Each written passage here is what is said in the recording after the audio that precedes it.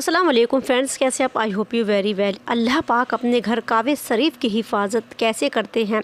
जब काबे के ऊपर हाथियों का हमला हुआ तो अल्लाह पाक ने काबे शरीफ की हिफाजत किस प्रकार की, चलो करते हैं स्टार्ट इस वीडियो को। अल्लाह तबारक व तआला ने सूरह फील में असहाबे फील का तस्करा किया कि यमन में एक अबराहा नाम का एक ईसाई बादशाह रहता था और उसने सना में एक खूबसूरत गिरजाघर यानी कि चर्च बनाया और उसने वो मक्का जैसी पाक मुकद्दस सरजमीन पर उसको बनाया और वो चाहता था कि बैतुल्लाह का तवाफ करने वाले सारे अरब के काबे शरीफ को छोड़कर उसके गिरजाघर का तवाफ करें। और अरब के लोगों को जब ये बात मालूम हुई तो वो बहुत ज़्यादा नाराज़ हुए और एक रात मौका पाकर उस गिरजाघर को नापाक कर दिया यानी कि पखाने से भर दिया। जब सुबह को अबरहा ने ये देखा कि उसका गिरजाघर किसी ने नापाक कर दिया है तो वो गुस्से से आग बबूला हो गया और अपने गुस्से पर कंट्रोल नहीं कर सका और फिर उसने काबे शरीफ को ढाने की एक नापाक साजिश तैयार की। फिर उसने हाथियों का एक बहुत बड़ा लश्कर तैयार किया और उस लश्कर को लेकर खाना ए काबे को ढाने के इरादे से निकल पड़ा। जब अबरहा का लश्कर खाना ए काबा के पास पहुंचा और अबरहा हाथी के ऊपर सवार था और वो अपने हाथी के लश्कर को हुक्म देता कि वो काबे की तरफ बढ़े और काबे पर हमला करें, कि काबे की तरफ बढ़ो और काबे पर हमला करो। कोई भी हाथी आगे नहीं बढ़ रहा था। बहुत कोशिश के बाद जब कोई भी हाथी आगे नहीं बढ़ रहा था तो अबरहा अपने हाथी को लेकर आगे बढ़ने लगा। अरब के लोग एक पहाड़ी पर जमा हो गए और कुदरत के करिश्मे का इंतजार कर रहे थे कि कैसे अल्लाह रब्बुल इज्जत अपने घर की हिफाजत करते हैं। और जैसे ही अबरहा काबे की तरफ बढ़ा तो अल्लाह पाक की तरफ से तो बहुत तेज हवा चली और समुद्र की तरफ से परिंदों का एक झुंड उड़ता हुआ आया और हाथी के लश्कर की तरफ बढ़ा और लश्कर के ऊपर छा गया। और उस परिंदे को अबाबिल कहते हैं और उन परिंदों की चोंच में और उनके पंजों में पत्थर के छोटे छोटे टुकड़े थे और फिर वो उन पत्थरों को हाथी के लश्कर पर गिराने लगे। वो पत्थर जिस किसी के भी ऊपर गिरते उस इंसान को फाड़ कर निकल जाते, फिर वो वहीं गिर जाते और मर जाते। इस प्रकार पत्थर के छोटे छोटे टुकड़ों ने सबको फाड़ डाला और उनमें से कुछ लोग डरते हुए कांपते हुए यमन की तरफ भागने लगे। और जिस किसी के भी ऊपर वो पत्थर पड़ा उसका बदन सड़ने लगा, गलने लगा और इसी तरह से वो मर गया।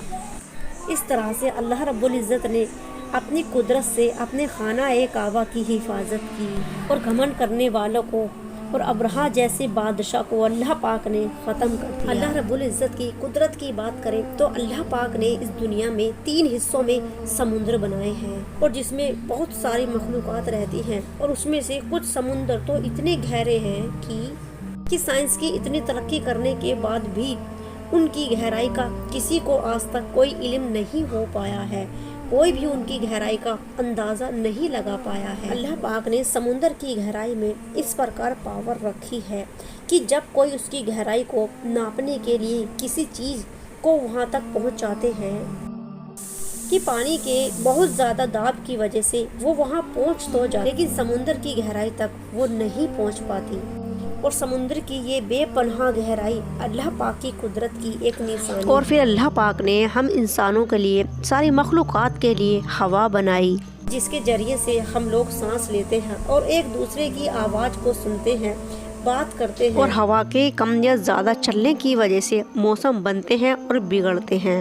ज़मीन से 3.5 मीटर ऊंचाई के बाद हवा की रफ्तार हल्की हो जाती है और 400 मील की बुलंदी पर किसी जानवर का या फिर इंसान का जिंदा रहना मुमकिन नहीं। अगर ज़मीन पर चंद मिनटों के लिए हवा को बंद कर दिया जाए तो सारी दुनिया की मखलूक़ात हलाक हो जाएगी, ख़त्म हो जाएगी और ज़मीन पर हाहाकार मच जाएगा। यकीनन मखलूक़ात को ज़िंदा रहने के लिए मुनासिब हवा का इंतज़ाम करना अल्लाह की अज़ीम कुदरत का करिश्मा है। अल्लाह पाक ने दुनिया में बेशुमार कौमों को पैदा फरमाया है और जिसकी ज़ुबानें एक दूसरे से बिल्कुल अलग हैं। किसी की ज़ुबान हल्की है, किसी की भारी, किसी की फ़ारसी है, किसी की अंग्रेज़ी है, किसी की उर्दू है तो किसी की हिंदी है।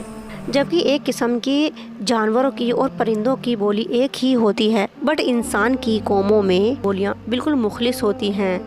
मर्दों की, औरतों की, लड़के की, लड़कियों की आवाज़ एक दूसरे से बिल्कुल जुदा होती है। تاکہ سب کی زبانیں، تعلق اور حلق ایک ہی طرح کا ہوتا ہے، لیکن اس کے باوجود بھی انسانوں کی زبان، آواز، لب اور لہجے کا مختلف ہونا اللہ کی عظیم قدرت کی نشانی ہے۔ اللہ رب العزت کی جتنی تعریف کی جائے وہ کم ہی ہے۔ اللہ رب العزت نے انسان کو سب سے عظیم بنایا ہے، سب سے اوپر اسے سب سے اچھا سوچنے کے لیے دل اور دماغ دیا ہے، اور اسی کا ہمیں صحیح استعمال کر کے اللہ کی عبادت کرنی چاہیے اور اللہ کے بندوں کی بھی مدد کرنی چاہیے۔